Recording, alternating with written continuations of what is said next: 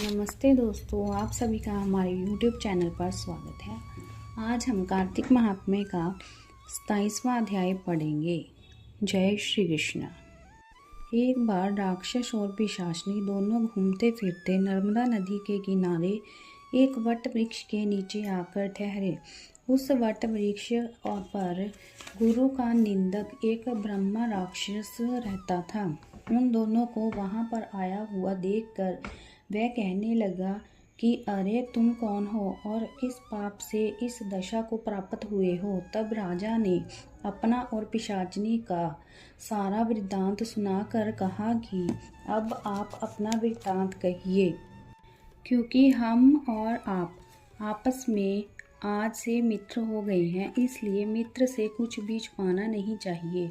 जो मित्र से छल कपट करता है वह पाप का भागी होता है। इसलिए अब आप भी अपना संपूर्ण वृत्तांत हमें सुनाइए। तब ब्रह्म राक्षस कहने लगा कि हे मित्र, मैं मगध देश में प्रवीण सोमदत्त नाम वाला ब्राह्मण था। मैंने मद में आकर अपने को बड़ा भारी विद्वान मानकर गुरु का अपमान किया। उसी पाप के कारण मैं इस दशा को प्राप्त हुआ हूँ। मैंने इस योनि में आकर भूख से दुखित हो अनेक ब्राह्मण खा डाले हैं।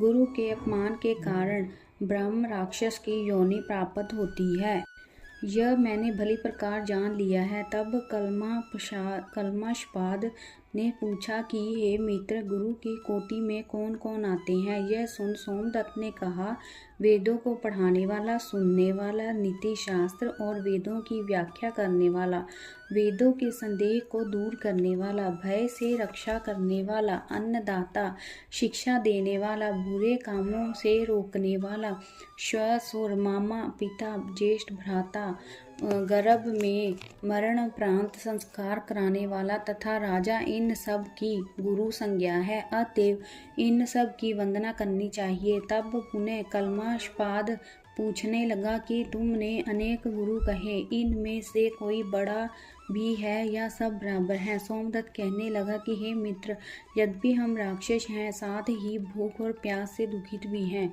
मगर गुरु महिमा का वर्णन करने से निश्चय ही कल्याण होता है। यद्यपि सब गुरु बराबर हैं, फिर भी इस संबंध में शास्त्रों की व्याख्या सुनो। वेद और मंत्रों का उपदेश करने वाला, धर्म शास्त्र तथा पुराणों की व्याख्या व उपदेश करने वाला, ये विशेष गुरु है। इनमें से प्रमुख गुरु वह है जो देव पूजन करवावे, देव पूजा का फल बतलावे अथवा गुप्त मंत्र का उपदेश दे। हमने गौतम ऋषि से धर्म, अर्थ, काम और मोक्ष के देने वाले सब पुराण सुने हैं। एक समय मैं महादेव जी का पूजन कर रहा था। उसी समय श्री गौतम जी वहां पर आ गए। मैंने खड़े होकर उनको प्रणाम किया। मैंने उनको प्रणाम नहीं किया, वरन पूजा में ही लगा रहा। तब महाराज जी ने हमको गुरु का अपमान करने के दोष में ब्रह्म राक्षस बना दिया। उसी पाप के कारण मेरा अंतःकरण जला जाता है। ना जाने इस दुख से कब मुक्ति मिलेगी। सूत जी कहते हैं, हे ऋषियों, इस प्रकार गुरु महिमा का वर्णन करने से उनके सब पाप नष्ट हो गए। इतने में उन्होंने दूर से आते हुए गर्ग मुनि को देखा तो दोनों राक्षस तथा पिशाचनी अपने दोनों हाथ उठाकर उनकी ओर भागे कि हमारा भोजन आ गया। परंतु फिर गर्ग जी के कहे हुए वचनों को याद करके उनके निकट ना जाकर दूर से ही पिशाचनी कहने लगी कि हे महात्मन, आपको नमस्कार है। हमने कितने ही ब्राह्मण खा डाले हैं, परंतु आप महादेव जी के नाम से सुरक्षित हैं। तब गर्ग मुनि ने तुलसी दल युक्त गंगा जल से उनका अभिषेक किया और अभिषेक होते ही वे राक्षस देह से मुक्त होकर देव रूप को हो गए। पुत्र युक्त ब्राह्मणी और सोमदत्त विष्णु रूप शंख चक्र गदा पद्मधारी होकर गर्ग जी की स्तुति करते हुए विष्णु लोक को चले गए। और कल्माशपाद अपने रूप को प्राप्त होकर सोच में पड़ गया। उसको इस प्रकार सोच में पड़े देखकर गुप्त रूप सरस्वती बोली कि हे राजन, तुम सोच में मत पड़ो। राज्य सुख भोगने के बाद अंत में तुम भी विष्णु लोक को प्राप्त हो जाओगे। इन वचनों को सुनकर राजा आनंदित हो गया। तत्पश्चात उसने अपने गुरु का स्मरण किया और गर्ग ऋषि को प्रणाम करके श्री गंगा की स्तुति की। फिर विष्णु का स्मरण करता हुआ काशी को चला गया। 6 मास तक काशी जी गंगा और विश्वेश्वर महादेव के दर्शन करता हुआ अति आनंद के साथ अपने राज्य में आया। तब गुरु जी ने उसका अभिषेक किया। तत्पश्चात अनेक भोगों को भोग कर अंत काल में मोक्ष को प्राप्त हुआ। सूत जी ऋषियों से कहते हैं कि इसमें आश्चर्य जैसी कोई बात नहीं। भगवान का गुणगान करने तथा काशी के सेवन से मनुष्य को अश्वमेघ यज्ञ मोक्ष प्राप्त हो जाता है और गंगा के स्नान से मनुष्य के करोड़ों जन्म के पाप दूर हो जाते हैं। जय श्री कृष्ण। 28वां अध्याय। इतनी कथा सुनकर ऋषि कहने लगे कि सूत जी, कृपया करके कार्तिक शुक्ला अष्टमी, जिसको गोपाष्टमी भी कहते हैं, उसका महात्मा सुनाइए। सूत जी कहने लगे कि बाल्यावस्था में भगवान श्री कृष्ण पहले बछड़े चराया करते थे। कार्तिक शुक्ला अष्टमी गोपाष्टमी कहलाती है। इस दिन सब मनोकामनाओं को पूर्ण करने के लिए गौ का पूजन करना चाहिए। तदंतर प्रदक्षिणा करके गौ के पीछे पीछे चलना चाहिए। श्री कृष्ण जी की परम प्रिय श्री राधा जी के नाम से विख्यात राधा कुंड में स्नान करके जो श्री कृष्ण जी का पूजन करता है, उसके सब पाप गोधूलि से नाश हो प्राप्त हो जाते हैं। और इस दिन गोधूलि के समय गौओं के पीछे चलने से सैकड़ों जन्मों के पाप भी दूर हो जाते हैं। इस दिन गौ का दान करने से असंख्य गौओं के दान का फल मिलता है। यदि इस दिन सायंकाल के समय श्रवण नक्षत्र हो तो वह जयंती योग होता है और उसमें स्नान दान करने से मनुष्य शीघ्र ही मोक्ष को प्राप्त हो जाता है। जय श्री कृष्ण। 29वां अध्याय। राजा पृथु पूछने लगे कि हे नारद जी, आप वेद शास्त्र तथा पुराणों में के जानने वाले हैं, सो कृपा करके ये बतलाइए कि किस देवता की कितनी कितनी परिक्रमा होती है और उनका क्या फल होता है।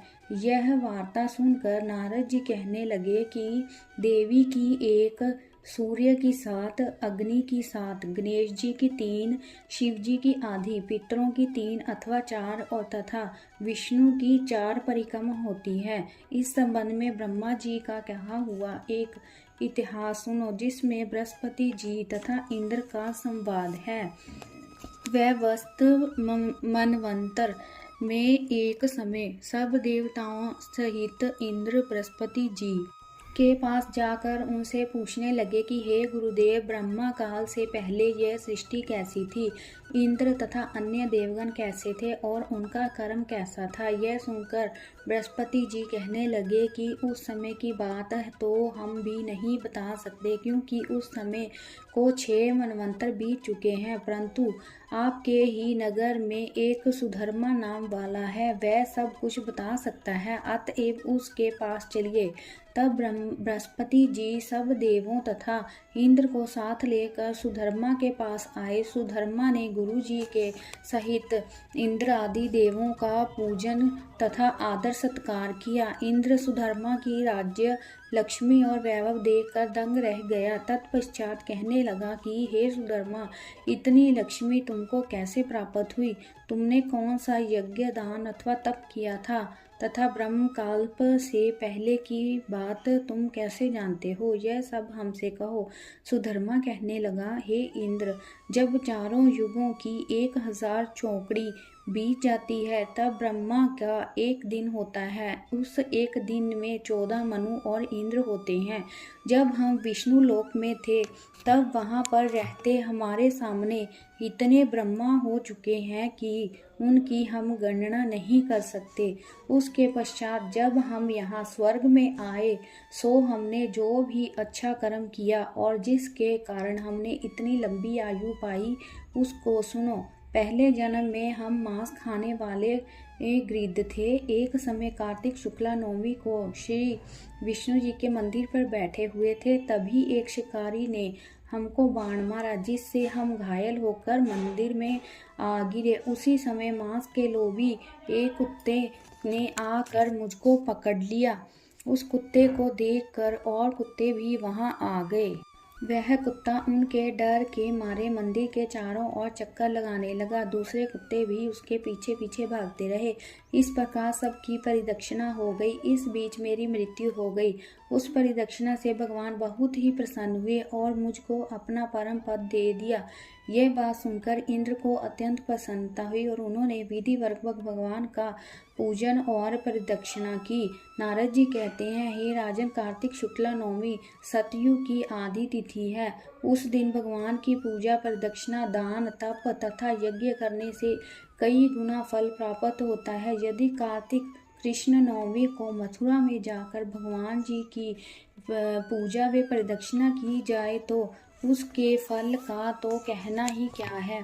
परिदक्षिणा करने में जितने पग उठते हैं उसके उतने ही कुल वैकुंठ में जाते हैं। यदि मथुरा दूरी पर हो तो अन्य किसी स्थान पर परिदक्षिणा करें। यदि यह भी ना हो तो सके तो ब्राह्मण विष्णु की मूर्ति, गौ या गौ के स्थान, शालिग्राम और तुलसी की परिदक्षिणा कर लेवें। समुद्र पर्यंत सारी पृथ्वी की परिक्रमा करने से जो फल मिलता है वही शालिग्राम और तुलसी की परिदक्षिणा करने से प्राप्त हो जाता है।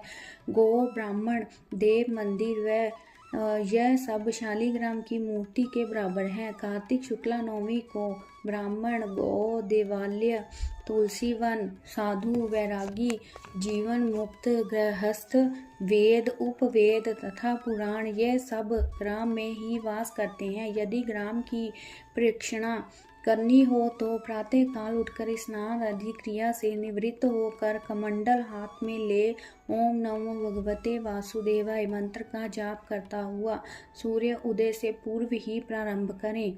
और ब्राह्मण, देवस्थान तथा शालिग्राम की मूर्ति की परिदक्षिणा सूर्य उदय के बाद भी की जा सकती है। जय श्री कृष्णा। राधे राधे। अगर आपको हमारा ये वीडियो पसंद आया हो तो प्लीज़ लाइक शेयर ज़रूर करें, और अगर आपने हमारे चैनल को सब्सक्राइब नहीं किया है तो please subscribe my channel. Thank you.